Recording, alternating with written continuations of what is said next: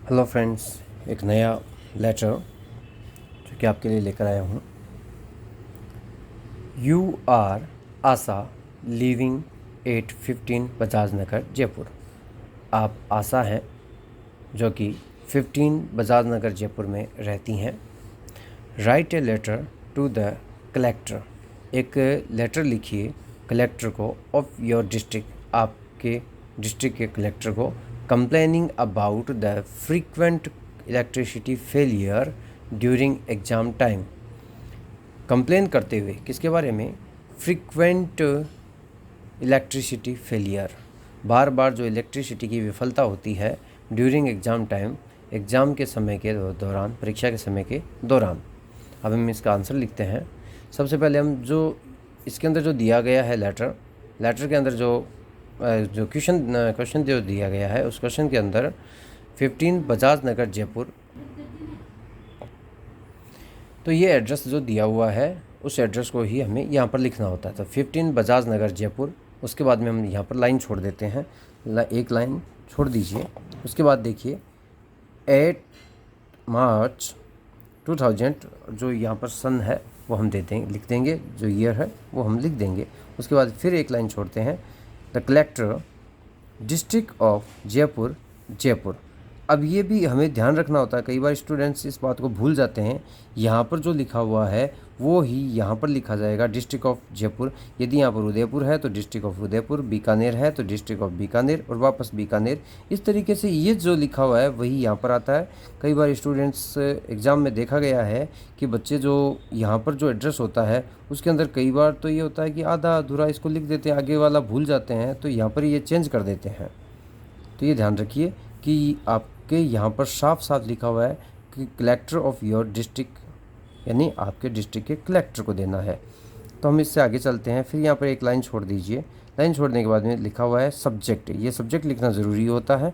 अब सब्जेक्ट के बाद में मैं आपको बताता हूँ कि ये सब्जेक्ट यहाँ पर जो कंप्लेनिंग टू या कंप्लेनिंग अबाउट जो आता है उसके ठीक आगे आपको सब्जेक्ट दिया हुआ होता है, उसको आप यहाँ से उठाकर यहाँ सब्जेक्ट के तौर पे बना सकते हैं। देखिए इसके अंदर लिखा हुआ है frequent electricity failure during exam time.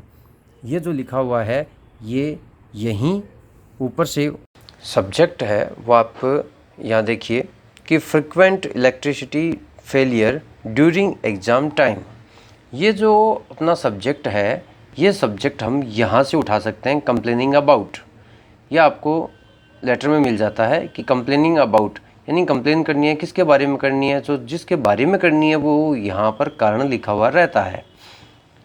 तो ये कारण है जो हमें यहाँ पर लिखना होता है। देखिए फ्रीक्वेंट इलेक्ट्रिसिटी फेलियर, बार बार जो बिजली की विफलता है या जो फेलियर है ड्यूरिंग एग्ज़ाम टाइम, ये हमारा सब्जेक्ट हो गया। सब्जेक्ट के बाद में फिर एक लाइन छोड़िए, लाइन छोड़ने के बाद में लिखिए सर, फिर एक लाइन छोड़िए, एक लाइन छोड़ने के बाद में फिर लिखिए with due respect I beg to state that. ये आपको सीधा याद कर लेना है एकदम, ये इतना इस पोर्शन को याद कर लीजिए और ये आपको एग्ज़ाम में लिखना होता है। That exams of school are underway. Underway का मतलब है प्रक्रिया में। तो एग्ज़ाम ये आपको बताते हुए, मतलब प्रार्थना करते हुए बताती हूँ क्योंकि आशा है इसलिए। That exams of schools are underway, कि एग्ज़ाम्स ऑफ स्कूल हैं वो अंडरवे हैं, प्रक्रिया में है। विद्यालय के जो परीक्षाएं हैं वो प्रक्रिया में है। The frequent electricity failure during exam, जो बार बार जो इलेक्ट्रिसिटी की विफलता है ड्यूरिंग एग्ज़ाम, एग्ज़ाम के दौरान, एग्ज़ाम समय के दौरान, स्पॉइल्स बर्बाद करती है the year long labour of the students, साल भर का जो श्रम है विद्यार्थियों का, उसे ये बार बार होने वाली जो इलेक्ट्रिसिटी की जो विफलता है वो इसे स्पॉइल कर देती है, बर्बाद कर देती है। इट हिंडर्स, ये बाधा पहुंचाती है, ये बाधा पहुंचाती है।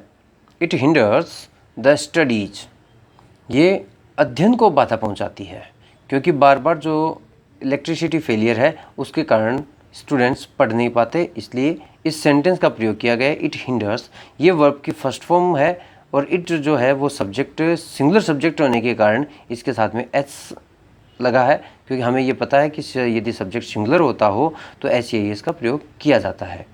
तो एस लगा हुआ है इसके अंदर। Hinders the studies, the students विद्यार्थी, आर डिस्टर्ब्ड विद्यार्थी डिस्टर्ब्ड होते हैं, बाधित होते हैं, फिजिकली एंड मेंटली विद्यार्थी डिस्टर्ब किस प्रकार से होते हैं, फिजिकली शारीरिक एंड मेंटली मानसिक रूप से, शारीरिक और मानसिक रूप से विद्यार्थी है वो डिस्टर्ब होते हैं।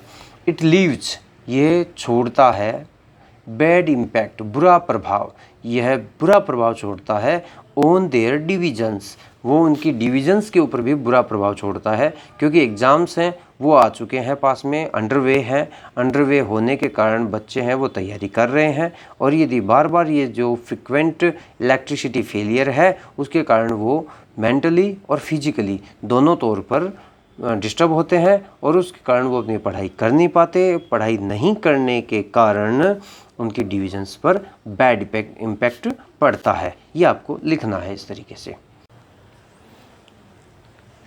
The authorities of the state electricity board have been requested, जो अथॉरिटी है इलेक्ट्रिसिटी बोर्ड की उसको भी रिक्वेस्ट किया जा चुका है, उनसे प्रार्थना की जा चुकी है अथॉरिटीज़ से इलेक्ट्रिसिटी बोर्ड के, बट ऑल इन वैन लेकिन सब व्यर्थ है। इसके बाद हमें लाइन छोड़नी है, यहाँ पर भी एक लाइन छोड़नी होती है, क्योंकि जो हमने ये बताया है ये हमारी जो समस्या है वो बताई है हमने कलेक्टर साहब को इनको, और उसके बाद में लाइन छोड़ी है। यहाँ पर फिर एक लिखने के बाद में एक लाइन कि हमने और जगह भी सूचित किया है, स्टेट इलेक्ट्रिसिटी बोर्ड को सूचित किया है और उनसे प्रार्थना की है, ये हमने लिखा है। इसके बाद में भी एक लाइन छोड़नी है, क्योंकि ये क्या है एक दूसरे से अलग हैं, इसलिए इनको अलग करने के लिए ना लाइन छोड़ी जाती है। काइंडली टेक इमीडिएट स्टेप, कृपया इमीडिएट स्टेप लीजिए, किस बात के लिए, to save the career of lakhs of students, लाखों विद्यार्थियों के करियर को बचाने के लिए तुरंत स्टेप लीजिए। ये एक रिक्वेस्ट है, काइंड इसीलिए काइंडली का प्रयोग हुआ है। फिर हमें यहाँ पर एक लाइन छोड़नी है, थैंकिंग यू, फिर एक लाइन छोड़ दीजिए, योर्स फेथफुली आशा। इस प्रकार से अपना ये एक लेटर कंप्लीट हुआ, जो लेटर है वो complaining about the frequent electricity failure during exam time. ये है